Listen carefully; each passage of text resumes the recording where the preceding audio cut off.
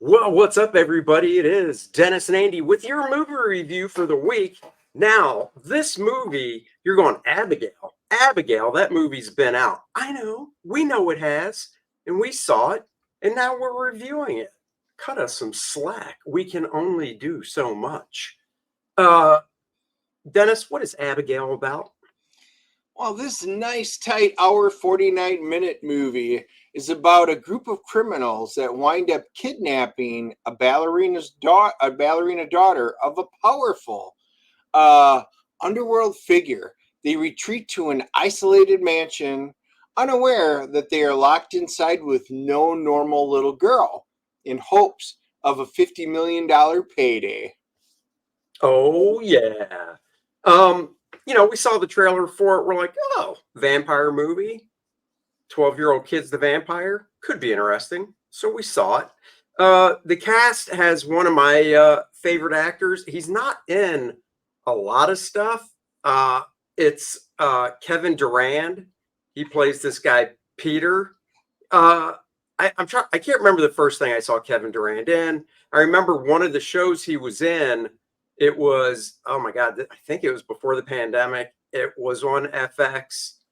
It was based on a graphic novel about was it vampires as well or monsters? Shit, now I can't remember the name of it. Oh well, doesn't matter. He's a bigger dude. He obviously plays the muscle in it. I do like him, and I knew him from Wild Hogs and Wolverine Origins. He played Blob, Fred Dukes.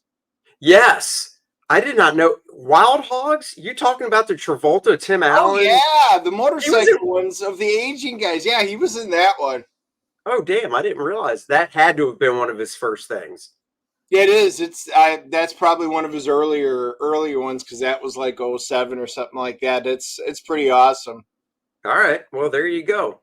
So, like Dennis said, you've got this group of people. They don't know each other. They're handpicked to basically kidnap this girl. So they think, take her to this mansion and just sit on her for 24 hours, basically, as one of our other favorite actors, Giancarlo Esposito. He plays Lambert. He is supposedly the head of putting this little operation together. He's going to go to the girl's dad. Girl's dad obviously is uber rich, and say we need lots of money to get your kid back. Yes. The group that they put together, they don't know each other. They don't know each other's name, so they give each other fake names. So Melissa Barrera, she's kind of the head. I've always liked her. She's from Scream. Yeah. She was awesome. She, I think, goes by the name Joey.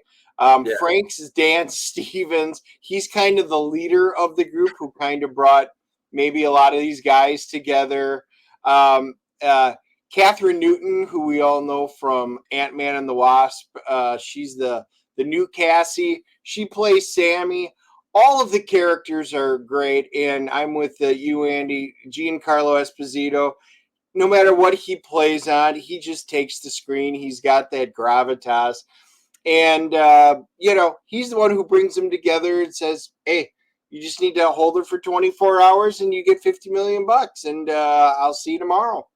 Yeah. And it's awesome. There really are a really good group of cast members that come together. They gelled really well. And it's funny, Kathryn Newton, I knew I recognized her.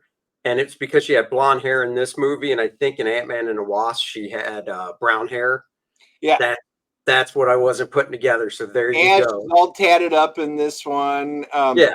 Oh, yeah. So, totally different character. Yeah. So you come in there and it starts off with them literally kidnapping the girl. And they go in and they've got this cool syringe where they were able to put her asleep and they run out. And, they're able to kidnap her. And they get to the house, which you see in the trailer. And Giancarlo plays Lambert, and he's like, okay, everybody, you just need to keep her for 24 hours and, have fun tonight. And they're like, cool, but no cell phones. And again, you see that in the trailer. He collects them. And it winds up when they get in there, you know, Joey, she's got a son of her own, and this is where you start delving into their backgrounds, and they're and her all, motivations. yeah, they really do set up all their motivations and what their backgrounds are in a neat and fun way. Yeah, and also you see in the trailer at some point uh the windows and doors, these like interior shutters close. So now they realize they're trapped. In the trailer, you see they realize, the kid's a vampire. You still don't know what the deal is though, and we will be doing a spoiler section here in a few minutes. Yeah. Um, you know, uh, to close out the non-spoiler section, I think the cast really gelled well together. I thought Alisha Weir, that's the little kid that played Abigail, I thought she was great. I'm always She was. curious, because look, we've all been around kids. Dennis and I have kids. We each have a daughter, and there's no way I could see when my kid was 12 acting like this, just in a role, Yep. because it just seems like, wow, kid, you got it, you know, got your stuff together to do this. Um Angus Cloud plays a guy named Dean.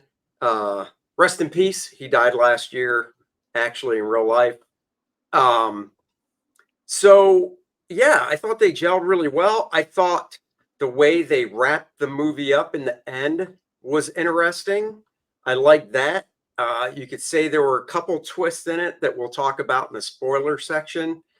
And but the way they wrapped everything up in the end, I thought was nice.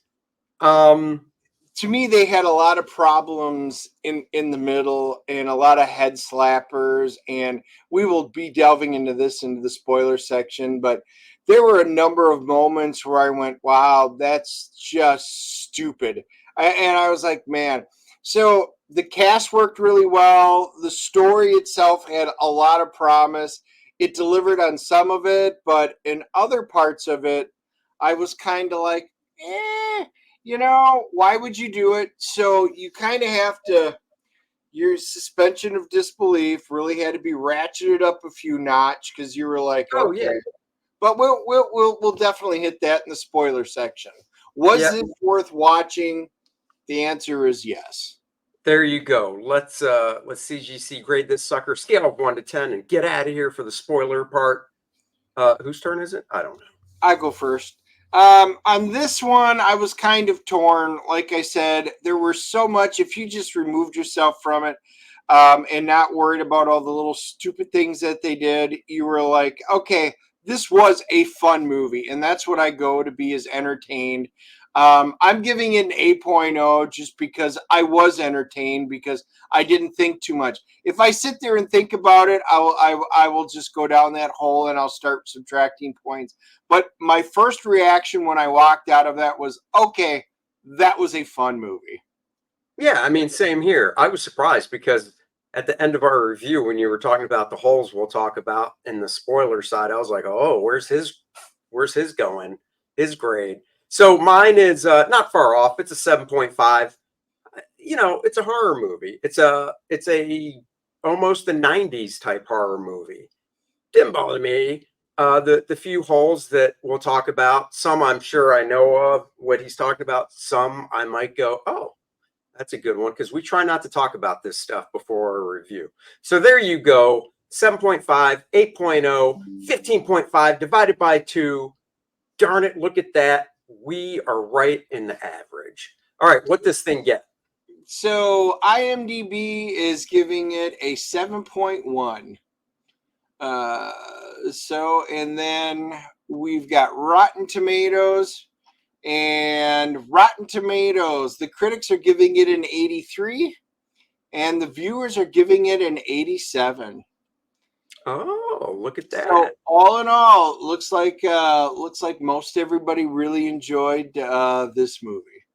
There you go. And that means it is time for the spoiler part of the show. If you don't want spoilers, like, subscribe, and share. Leave a comment and let us know what you thought of it. Now we're going to talk spoilers. Spoilers. The big one, of course, you find out early on in the movie that these guys didn't kidnap a little girl like they thought. They are the little girl's dinner. They were set up. This is how they get basically people for this girl vampire to eat. One question I have, though, is, I mean, how often do they do this? It's not like a werewolf thing where you do it every full moon, right? A vampire is supposed to feed what? Daily, you think? So what is it? Is she like a binger, or she binges like once or twice a month, and then she's good. She's like a camel. She hoards it all up. Well, it depends on your take of a vampire, That's right. and it's never explained.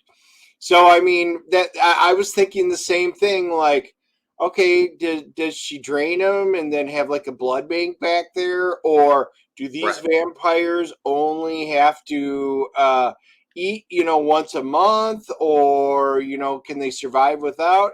I don't know, but they do have that great scene that shows that this has been happening for a while, because there's this great scene of where all the dead bodies are down in this, we'll call it a pit, and in this liquid where they're decomposing and stuff like that after they've been drained. That was really kind of gross. The special effects and everything I thought were fun. The whole ballerina with her coming up and playing the Tchaikovsky music and stuff, and on her tiptoes and going around. There were just some really, really fun parts to this. The characters, their interaction was just great. They were all stereotypes of one type or another. Dan Stevens, he was the former detective, and then he's got a really great backstory. And she had a mother, Melissa Barrera. She's the one who has a mother. She's a mother. She's got a son. And there was one part. Oh, they try to make her like humanized by having the son, but they don't really do a very good job of really landing the two. Rickles, he's the ex-military guy. Kathryn's the spoiled girl who turns hacker and stuff like that. Angus, Right. he's the drug user, tattooed guy that's like, they are all very good stereotypes that were in it. And, of course, Kevin Durand, he's the big, dumb, bulky muscle of the group. So, I love stereotypes when they come together, and they do a nice job of feeding off of it. Other things, Well, they also, as the movie goes on, and after the reveal of, oh, you guys are here for dinner, you're the food for the little girl. The movie goes on, and then when Giancarlo Esposito Lambert comes back into the scene, he basically explains, or no, it's not him that does it, it's the girl that does it. I can't remember. One of them explains to each one, it's the girl, what the connection they have to her dad. 'Cause her dad's some big mafia type dude. Yeah, and they all know it. The detective, I mean, military, they're like, oh, that's not a good thing. Right. Because going into it, they don't know the dad of they don't know who this kid's dad is when they kidnap her. But once they find out it's this certain guy, I mean, the detective, the ex-cop that's part of the group, he just wants to get the hell out right then. He doesn't even want to mess around. He's like, I don't care. Have my money. I want to go. Obviously, you can't, but that's their reactions. Yeah. Yep. So give us some holes, Dennis. Let's talk holes. Yeah, let's just talk about, things that. So you're in there, you're in this group. She's killed one, I think, already. Some of them are injured. Frank gets impaled with the stick. I'll come back to that one. But they're sitting there like, oh, we need to find her. Yeah. So we've got military gun with a guy with a big gun, and they've got all their stuff set up. Guys, let's split up. Let's go find her. And I'm like, seriously, That is the last thing that have you not watched Scooby-Doo ever? I was thinking the same thing. And it's not even a Scooby-Doo thing. It's just a common sense thing. You've got this little girl who's already killed a couple of them in pretty ferocious ways. And they know it's her that did it. So they can't fight this girl one-on-one. So they split up. I mean, just so stupid. Okay, so there's one. It is a face slapper. I mean, literally in the movie, you're like, what? Why? I mean, this is like the Scream movies, where you come up there and you're like, oh, that's just a stupid decision. Why are you doing this? And there's a number of them like that, and you're like, let's hear another hole. Let's hear another. I want you to rattle them off so I can either say, oh, I missed that, or I got it. So we're in agreement. What's the next one? All right. So we were just talking about Frank getting impaled, and I again, this is a face slapper. So he gets jabbed in his leg right above it, and it goes like right through, right above his kneecap. Yeah. And they wind up pulling out the stake. They wind up bandaging up his leg. He walks, and yet when you're doing this, when it goes through like that in that spot, you're not moving at all. He starts walking with a limp on it, and then a few scenes later, he's like moving really quickly on it, and then later in the movie, same thing. I mean, you've just torn it. You can't move it. He's actually running on that leg. Physically not possible. Well, come on now. You know what adrenaline does to you. No, the leg was not even functional. Don't care about adrenaline. You ain't lifting a car, nothing like that. Yeah, I mean, that one, I saw it, but it just didn't really, I guess, affect me as much because, it is what it is in these movies. Somebody gets hurt to a point where you're pretty much sitting in a chair for the rest of the movie, and they don't because they can move around. So I hear you. Yeah, and when she falls in, it was a cool scene when she falls into that the pool of all the dead bodies. Yeah, so Cassie, the new Ant Girl, whatever her name is,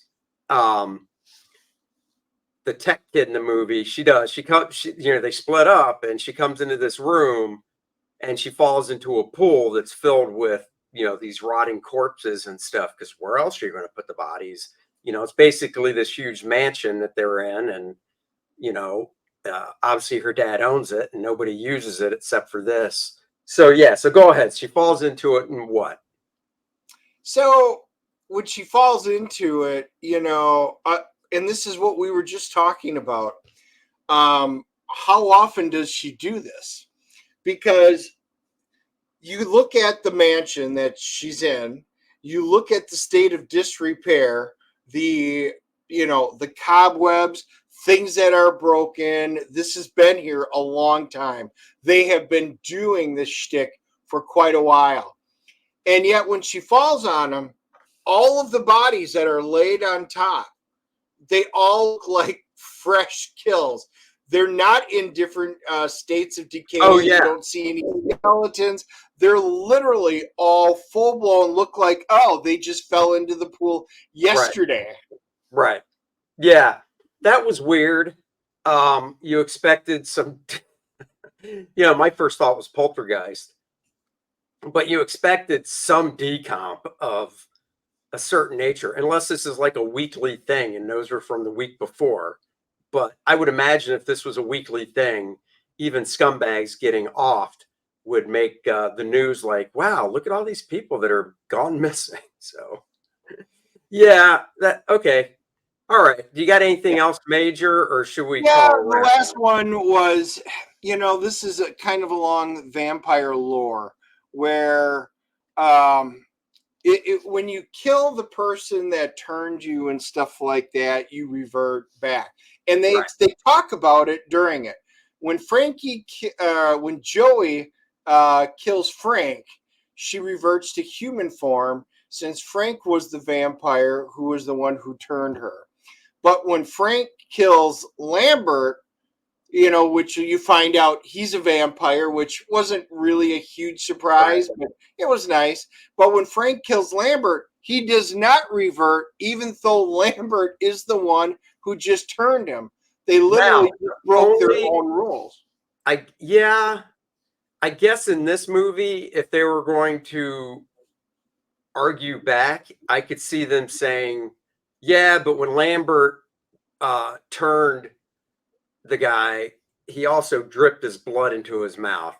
I'm just saying that I could easily see them, instead of saying, you're right, Dennis, we screwed up, I could see them saying that's why we had that scene where he dripped the blood to make him just, I don't know, super immortal, or the rule. That's usually in it when they do it. You feed on the blood, which is what usually telepathically attunes you to them and makes you their slave, basically. Makes you their bitch. Yeah, I was going to say that, but I was trying to keep this PG. I'll get out of here. But now, there you like go. I said, if you could look past that, especially the breaking up like the Scooby-Doo gang and running around. That was the big one for me. It's so stupid. And I was just like, you know, find a way to split them up and do it without just being out and outright stupid. It would have made more sense. So if you could look past shit like that, this is just a really fun movie. Yeah, obviously you gave it an 8. I gave it a 7.5. That was the big one for me. Honestly, the head slapper was splitting up. The other two you mentioned, I noticed, but I was just like, whatever. So there you go, guys. There's the review for Abigail. And of course, Cordrat the Awakening by my buddy up there, Dennis, and myself. It is burning up the charts. It is the hit follow-up to Cordrat the Reckoning, guys. See where the story is going. We craft these stories so they are kind of a big one and done, but there's still the little plot threads that go through, kind of like the way Marvel did their movies. Except, and we're talking the older movies, not the new woke crap. There's no woke in this book whatsoever. Venture forth into the fractured realm of the Shattered Reach, where Cordrat, and he's the last son of the Red Lions tribe, and he embarks on a quest steeped in destiny. His heart aflame with unyielding love, he is driven to rescue his beloved Adriana's people of the Black Eagles tribe from the big bad we introduced last time, Vordoom the Undying. They're both in search of these artifacts. Who's going to get there first? Read the book and find out. You can get many things. It's like Burger King. Have it your way. Get yourself a single cover if you'd like. And there's multiples to choose from. The main cover, the homage cover. There is, of course, the Bud Root cover, which is real special because look at that. It connects to his previous cover. So if you didn't get the previous one, you can get them both on this campaign. And we're doing something special this time. We're doing the full book with word balloons and everything, graphic novel size, the whole book in black and white for you guys that really want to look at the inking and the art line work of the book that I'm doing. We've got the preview pages. I'm going to just kick through them quickly. So you go, what was that? Wait, what was that? And you have to click on the link below. Character description. Oh my God. Another role-playing game module, courtesy of Dennis, cover by Bart Sears, Dan Lawless. Just like the previous game module, this one is a totally different story from the book. So if you get this in the book, 2 stories. That's right, 2 stories. What's the game about? You're going to have to read. Wait, hold on. Click on the link below and go check it out. New parody ad. First stretch goal announced, just like last campaign, $50,000. That's right. We're doing the playable character cards for all you out there that like role-playing games. And even if you don't, you've got nice art on the front. Flip it over. You got the character stats on the back. Dennis crafted these really well. The first 4 character cards we did with the first campaign were a hit. And that's what we're rolling out of the gate with this time. And of course, it is Vordoom. Great add-ons, Cordrat the Awakening, the layouts. That's right. Get yourself the book that features all my pencil layouts before I started inking. Great compliment to the black and white edition. Oh, what are these, Dennis? Yeah, there's our kid-friendly ones. We had a lot of people after the first one that said, we love this story, would love to have our kids do it, but there's a little bit of spice in this, and we can't take them to school. So we made a manga version, a nice black and white one that's a nice compact one for the kids. And if they like color, we did a digest full color version as well. E for everyone. That's right. But wait, there's more. What are those big guys? This is your wheelhouse right there. Yeah, there's our, again, feedback was a lot of you guys wanted role-playing minis with it, which is the 2-inch one. It fits your scale of any of the D&D-S type campaigns that you guys do. There's a nice 3-inch one if you wanted a larger version. And then for guys who really wanted pretty much like a nice statue one, we were able to do it in a 5-inch. The detail is absolutely fantastic, sculpted directly from Andy's artwork, and they turned out great. Oh, thank you. And they did. And then, of course, we do have the Core Draft, the collector's box. You can add it on if you buy one book. We did do a prototype of it right here that we had for you guys. You've got on the back the homage number 1 on the top. So if you lay it down to get the books out, you've got homage number 2. If you put it on your bookshelf, I made a nice spine so it looks like a big fat book. The front of it where it opens, you've got the logo.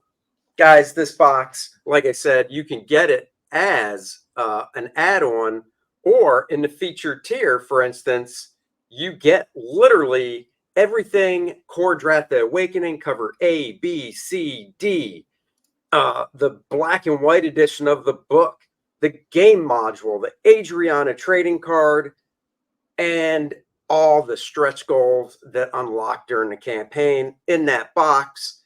Then, of course, you just go down, click on the link below, all the various options that I talked about. I do want to highlight, you can get, if you missed the first book, we did a catch-up tier where you get a new Budroot cover. We're going to go back to print for a second printing. Pretty much we're just going to print a little bit above order on it to make this book a little more scarce.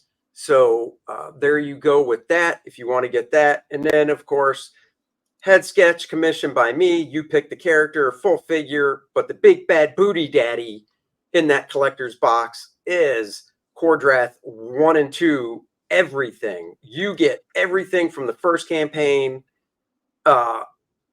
and everything from this campaign. So go check it out. They all fit in the box. And you will be glad you did, just like you're glad you joined us for the movie review. Thank you guys so much for joining us on this movie review. We'll be back next week with another review, and we'll be back on Wednesday, 3 p.m. with the Dennis and Andy Show. Join us there. Like, subscribe, and share. Thank you all, and to all a good day. Live long and prosper. Exactly.